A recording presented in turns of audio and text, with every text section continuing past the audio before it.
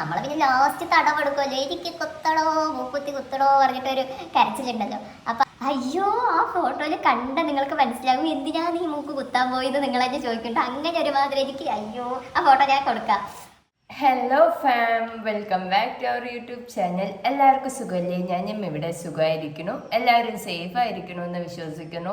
നമ്മുടെ ചാനൽ ആദ്യമായിട്ട് ആരെങ്കിലും കാണുന്നുണ്ടെങ്കിൽ, അവർക്ക് എന്നെ അറിയണില്ല എന്നുണ്ടെങ്കിൽ, ദിസ് ഈസ് മീ വാണി സുവീന്ദ്രൻ. നമ്മുടെ കൊച്ചു ഫാമിലിയിലോട്ട് സ്വാഗതം.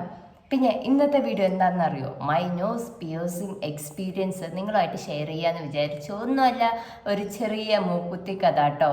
അപ്പോൾ ഞാൻ മൂക്കുത്തിയ ടൈമിൽ എനിക്കുണ്ടായ എക്സ്പീരിയൻസ്, എനിക്ക് പറ്റിയ മണ്ടത്തരങ്ങളും ഞാൻ എന്തുകൊണ്ടാണ് മൂക്കുത്തി കുത്താൻ കാരണം, അപ്പോൾ അതൊക്കെയാണ് ഞാൻ നിങ്ങളുമായിട്ട് ഷെയർ ചെയ്യാമെന്ന് വിചാരിച്ചത്.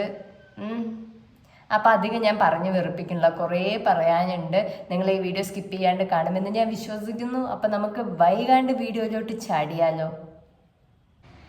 എനിക്കിത് എവിടെ നിന്ന് തുടങ്ങണം, എങ്ങനെ തുടങ്ങണം എന്നൊന്നും അറിയില്ല. പക്ഷെ എന്തുകൊണ്ടാണ് ഞാൻ മൂക്കുത്തി കുത്താൻ കാരണം എന്ന് വെച്ചാൽ, എൻ്റെ മുത്തശ്ശിൻ്റെ ഓർമ്മയ്ക്കായിട്ടാണ് കേട്ടോ ഞാൻ മൂക്കുത്തി കുത്തണത്.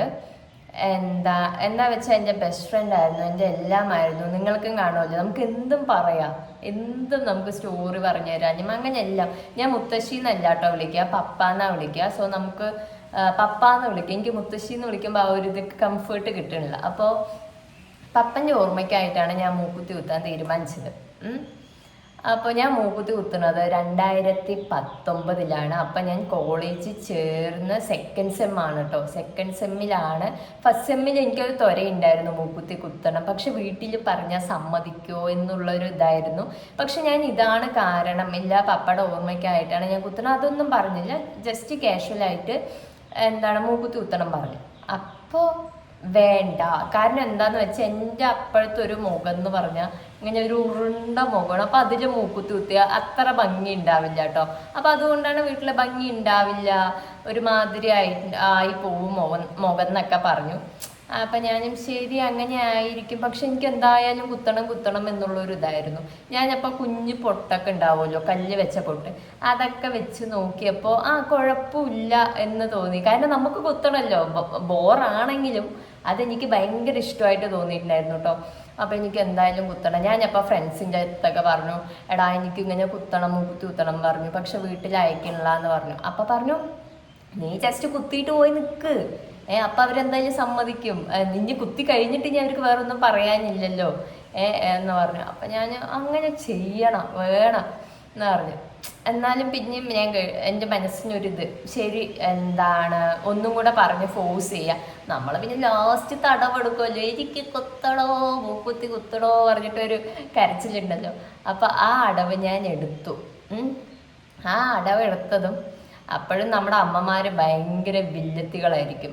കുത്തണ്ട, നിന്റെ മുഖത്തിന് ചേരില്ല എന്നൊക്കെ ആയിരുന്നു കേട്ടോ. അപ്പം ഞാൻ പിന്നെ നമ്മൾ നെക്സ്റ്റ് എവിടേക്കാണ് പോവുക? അച്ഛൻ്റെ അടുത്ത് പോകും. എനിക്ക് മൂക്കുത്തി കുത്തണം, എനിക്ക് മൂക്കുത്തി കുത്തിയേ പറ്റൂ. അപ്പം ഞാൻ അച്ഛൻ്റെ അടുത്ത് മാത്രം പറഞ്ഞു, ഇതുകൊണ്ടാണ്, ഈ ഒരു കാരണം കൊണ്ടാണ് ഞാൻ മൂക്കുത്തി കുത്തണത്. ഞാൻ വേറെ ആരുടെ അടുത്തും പറഞ്ഞില്ല. അപ്പോൾ അച്ഛൻ പറഞ്ഞു, പൈസ തന്നു, പോയി കുത്തിയിട്ട് വാ. അപ്പോൾ ഞാൻ ഏട്ടനെ വിളിച്ചു, എടാ വാ മൂക്കുത്തി കുത്താൻ സമ്മതിച്ചു. എൻ്റെ എന്ത് തെണ്ടിത്തരത്ത് ഞാൻ കൂടെ നിൽക്കണത് എൻ്റെ ഏട്ടനാണ് കേട്ടോ. അപ്പോൾ അവനെ വിളിച്ചു, എടാ വാ പോവാന്ന് പറഞ്ഞിട്ട് ഞങ്ങൾ പോയിട്ടോ, മൂക്കുത്തി കുത്താൻ പോയി. എവിടെയാണ് പോയെന്ന് വെച്ചാൽ പാലക്കാട് ഉള്ളൊരു പാർലറിലാണ് കേട്ടോ പോയത്. അപ്പോൾ എനിക്കറിയില്ല മൂക്കുത്തി കുത്തിയ അതിൻ്റെ സൈഡ് എഫക്ട്സ് എന്തൊക്കെയാണെന്ന്, എനിക്കൊന്നും അറിയില്ല. എൻ്റെ മനസ്സിൽ എനിക്ക് മൂക്കുത്തി കുത്തിയേ പറ്റുള്ളൂ. അങ്ങനെ ഞാനും ഏട്ടനും കൂടെ പാലക്കാട് പാർലറിൽ പോയിട്ട് മൂക്കുത്തി കുത്തണ ചടങ്ങിലേക്ക് കടന്നു കേട്ടോ. അപ്പോൾ എനിക്ക് ഗൺഷോട്ടായിരുന്നു അടിച്ചത്. അപ്പോൾ അവരുടെ തന്നെ ഒരു മൂക്കുത്തി ഉണ്ടായിരുന്നല്ലോ, അവരെന്നെ അവിടെ നിട്ട് തന്നിട്ടുണ്ടായിരുന്നു. അങ്ങനെ അടിച്ച് കഴിഞ്ഞിട്ടുള്ള ഫോട്ടോ ഞാൻ ഇവിടെ കൊടുക്കാം കേട്ടോ. നിങ്ങൾ ചിരിച്ച് ഭരിക്കും. കാരണം എന്താണെന്ന് വെച്ചാൽ അപ്പോഴത്തെ എൻ്റെയും ഏട്ടൻ്റെയും കോലം കണ്ടു എന്ന് വെച്ചാൽ ഇപ്പോൾ ഉള്ള ഞങ്ങളല്ല, അപ്പോൾ ഉള്ള ഞങ്ങൾ. കാരണം എനിക്ക് തോന്നുന്നു 5-6 വർഷം ആയല്ലോ, 2019 കുത്തുന്നത്. ആ ഫോട്ടോ അയ്യോ എനിക്ക് വയ്യ. അപ്പോൾ ഇതാണ്. അങ്ങനെ ഞാൻ കുത്തിയിട്ട് വന്നു.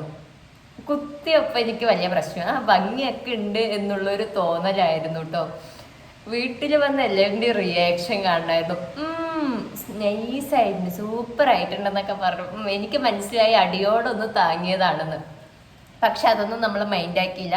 കോളേജിൽ പോയപ്പോൾ എനിക്ക് നല്ല റെസ്പോണ്ട് ആയിരുന്നു കേട്ടോ. നന്നായിട്ടുണ്ട് എന്നുള്ളത്. അപ്പം ഞാൻ കുറച്ച് പൊങ്ങി, ഓ ശരി അപ്പോൾ നന്നായിട്ടുണ്ടല്ലോ, അപ്പം ടെൻഷൻ അടിക്കേണ്ട ആവശ്യമൊന്നുമില്ല എന്ന് പറഞ്ഞു.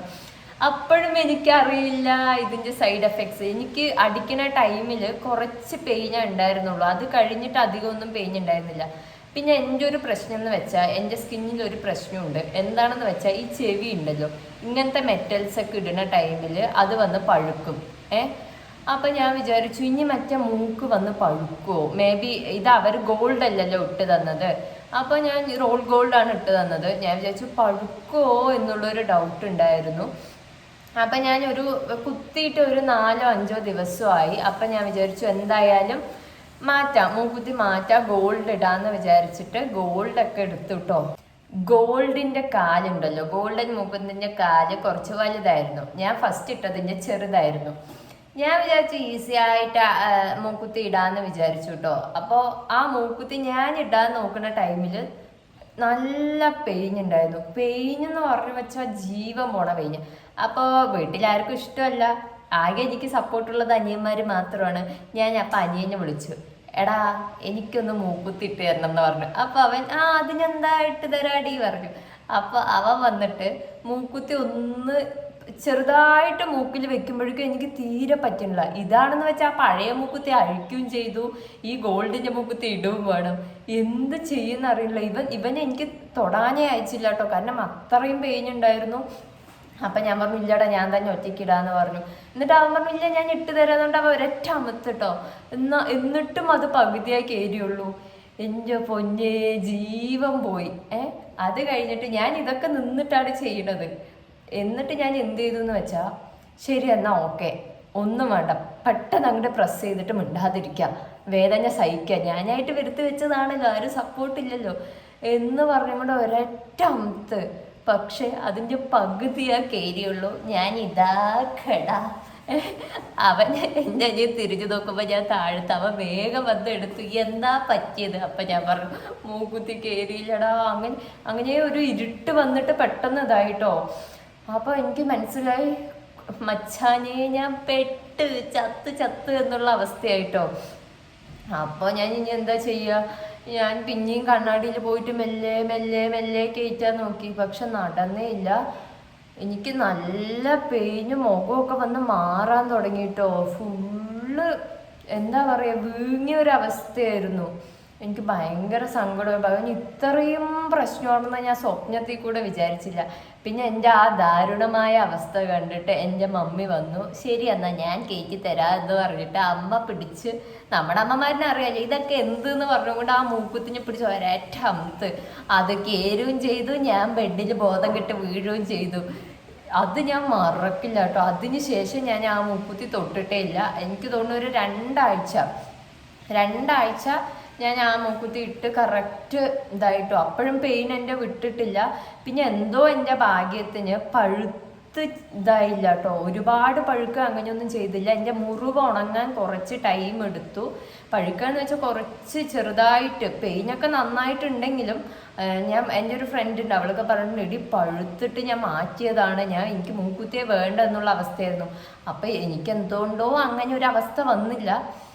എന്നിട്ട് ഞാൻ കഴിഞ്ഞു, അങ്ങനെ ഞാൻ മൂക്കുത്തിയൊക്കെ ഇട്ടു. അപ്പോൾ ഞാൻ കുറേ പേർക്ക് എൻ്റെ ഒരു ഫേസ് കാണുമ്പോൾ ഞാൻ മൂക്കുത്തി ഇട്ടതാ, നീ മൂക്കുത്തി കുത്തിയോ? ചിലവരൊക്കെ, എനിക്ക് കൂടുതലും നല്ല കമൻസാണ് വന്നിട്ടുള്ളത്. ചിലവരൊക്കെ എന്തിനാണ് മൂക്കുത്തി കുത്തിയത്, ഹിന്ദിക്കാരനെ പോലെ ഉണ്ട്, പിന്നെ ചിലർ ബംഗാളിനെ പോലെ ഉണ്ട്, പിന്നെ എൻ്റെ അടുത്ത് കുറേ പേര് ചോദിച്ചിട്ടുണ്ട് തമിഴാണോ.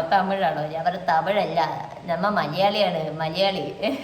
അപ്പോൾ അമ്മേ അപ്പോൾ അങ്ങനെയൊക്കെ സംഭവിച്ചിട്ടുണ്ട് കേട്ടോ. പിന്നെ വീട്ടുകാർക്ക് എന്നെ കണ്ട് യൂസ്ഡായി. പിന്നെ എൻ്റെ അമ്മ തന്നെ റിങ്ങിൻ്റെ മൂക്കുത്തി നന്നായിരിക്കൂടി, ഇല്ല ഇങ്ങനത്തെ മൂക്കുത്തി 3 കല്ല് വെച്ച മൂക്കുത്തി നന്നായിരിക്കൂടി എന്നൊക്കെ പറയാൻ തുടങ്ങി കേട്ടോ. പക്ഷേ ഒരു ഫോട്ടോ ഞാൻ കാണിച്ചു തരാം. ആ ഫോട്ടോയിലുണ്ടല്ലോ ഈശ്വരന്മാരെ, ഞാൻ കോളേജിൽ ഫസ്റ്റ് കുത്തിയ ടൈമിൽ ഞാൻ കോളേജിലേക്ക് ഇട്ടിട്ട് പോയിട്ടുണ്ടായിരുന്നു കേട്ടോ. അയ്യോ ആ ഫോട്ടോയിൽ കണ്ട നിങ്ങൾക്ക് മനസ്സിലാവും എന്തിനാ നീ മൂക്ക് കുത്താൻ പോയത് നിങ്ങളെന്നെ ചോദിക്കുന്നുണ്ട്. അങ്ങനെ ഒരുമാതിരി എനിക്ക് അയ്യോ ആ ഫോട്ടോ ഞാൻ കൊടുക്കാം. മൂക്കുത്തി കുത്തിയ ടൈമിൽ കുറേ പേര് എൻ്റെ അടുത്ത് ഡൗട്ടായിട്ട് ചോദിച്ച കാര്യമാണ് ജലദോഷം വരുമ്പോൾ എന്താ ചെയ്യാന്നത്. ജലദോഷം വരുമ്പോൾ ഒന്നും ചെയ്യില്ല, സാധാരണ മനുഷ്യന്മാരെന്താ ചെയ്യാറുള്ളത് അതന്നെ ചെയ്യുള്ളൂ കേട്ടോ. പിന്നെ ഞാൻ എന്ത് ചെയ്യുന്ന വെച്ചാൽ മൂക്കുത്തി ഒരു ഞായറാഴ്ച എല്ലാ ഞായറാഴ്ചയും ഞാൻ മൂക്കുത്തി ഊരിയിട്ട് ഒന്ന് ക്ലീൻ ചെയ്ത് കൊടുക്കാറുണ്ട്.